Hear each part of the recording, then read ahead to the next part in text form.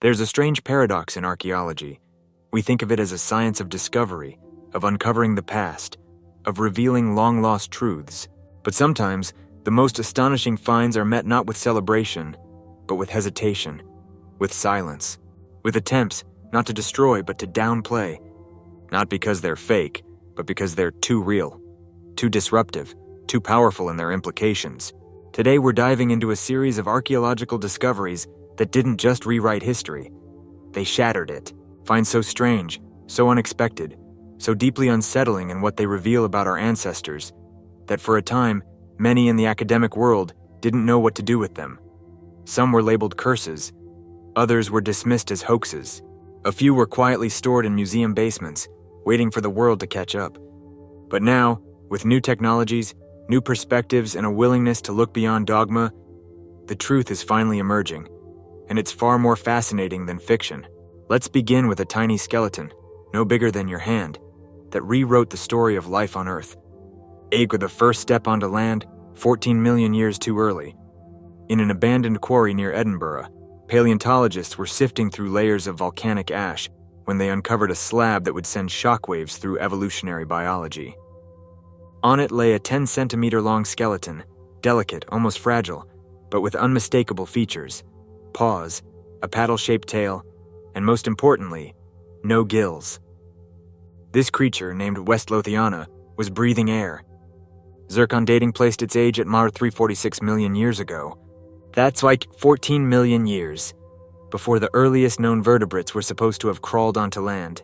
According to the textbooks, the transition from water to land happened later, with animals like Ichthyostega. But here was a creature that already had wrist bones, finger-like digits, structures eerily similar to our own. What makes this so revolutionary? It's not just that it existed early, it's how it lived. The skin was smooth, not scaly, meaning it still needed to stay moist. It likely lived on the edge of swamps, crawling out for insects, then quickly retreating into the water. A compromise. A transitional organism, caught in the act of evolution. This wasn't a sudden leap. It was a slow, messy experimental process. And Westlothiana proves that the starting line of terrestrial life has been moved, not by a few thousand years, but by millions. The calendar of evolution has blank cells we never knew were there. And yet, when this was first published, many experts were skeptical. Too early, too complete, too human-like in its anatomy. Some suggested it was a misdating error. Others argued it wasn't truly terrestrial. But the evidence held. The fossil didn't lie. The truth was simply inconvenient. Adur, the goddess of death, a statue that kills. Now let's shift from science to something far darker. A small limestone figurine from Cyprus, dating back to 3500 BC Comau. At first glance, it's unremarkable. A female form, broad-shouldered, arms at hips, headless. Classic fertility statue, right? But this one came with a curse. Its first modern owner was Lord Elfond. Within 6 years, every single member of his family, 7 people, died. The statue passed to another family. Same story, sudden deaths, unexplained illnesses, accidents. A third household, then a fourth. Each time tragedy followed. Eventually, the owner, terrified, donated it to the Royal Scottish Museum in Edinburgh. And even there, the pattern continued. One curator who handled the exhibit died within a year. The nickname Goddess of Death was born. Is it real or mass hysteria? Here's what's fascinating. The original purpose of the statue was almost certainly more fertility. A symbol of life, of birth, of abundance. The irony is brutal. A goddess meant to give life became associated with death, a reversal of meaning over millennia. And yet the chain of deaths is too consistent to dismiss entirely. Coincidence? Maybe. But when the same pattern repeats across unrelated families, across decades, you have to ask, is there something about the object, not supernatural, but psychological? A self-fulfilling prophecy? Or could it be something more subtle? A toxic coating? A mold? A forgotten ritual poison applied in antiquity? We don't know. But the statue remains in the museum, not as a cursed object, but as a cultural artifact, a testament to how belief can shape reality, and how the past can haunt us in ways we never expected. The Basano Vase, a killer in silver. From Cyprus, we go to northern Italy, 15th century. a young bride receives a silver vase as a wedding gift. That night she's murdered, with the vase still in her hands. With her dying breath, she curses it. From that moment, the vase becomes a death sentence. It passes from family to family. Each new owner dies, suddenly, violently, inexplicably. By the 20th century, it's buried, forgotten. Then it's dug up again. Inside a folded paper in English, "Beware, this was brought that." No one knows who wrote it. No one knows how an English note ended up in a 500-year-old Italian vase. But the deaths continue. A pharmacist, a surgeon, an archaeologist, all dead after touching it. Eventually, in desperation, someone throws it out a window, nearly hitting a policeman. Museums refuse to take it. The trail goes cold. Now, is this real or legend? Here's the truth. There's very little documentary evidence. No photos, no official records. It may be a modern myth, inspired by real cursed objects like the Hope Diamond or Egyptian mummies. But the power of the story is undeniable. It speaks to a deep human fear, that objects can carry memory, trauma, even vengeance. And sometimes, the legend becomes more important than the artifact, because it reveals something about us, our need to believe in fate, in curses, in objects that remember.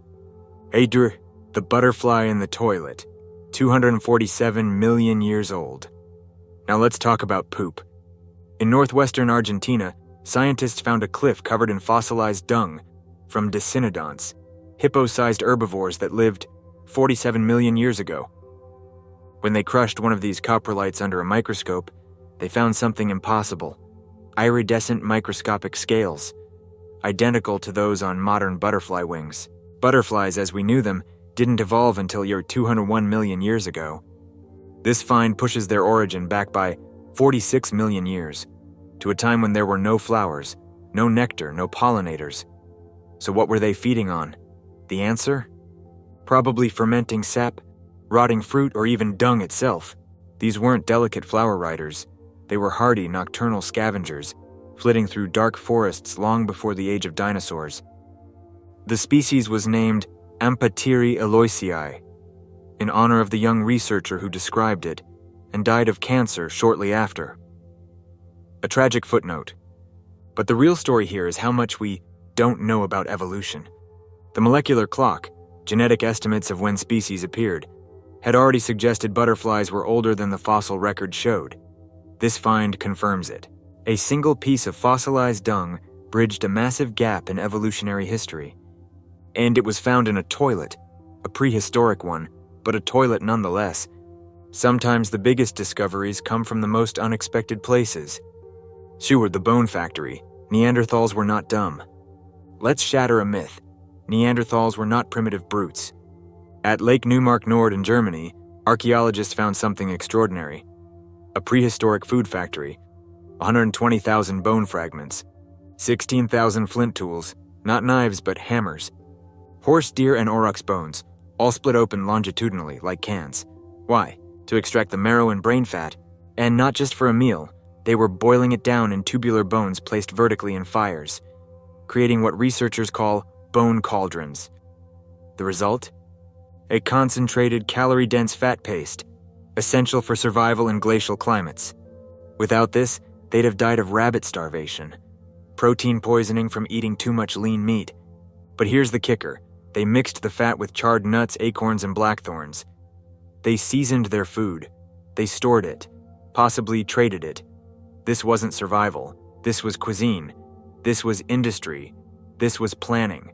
And it happened 125,000 years ago, long before the first clay pot, long before agriculture.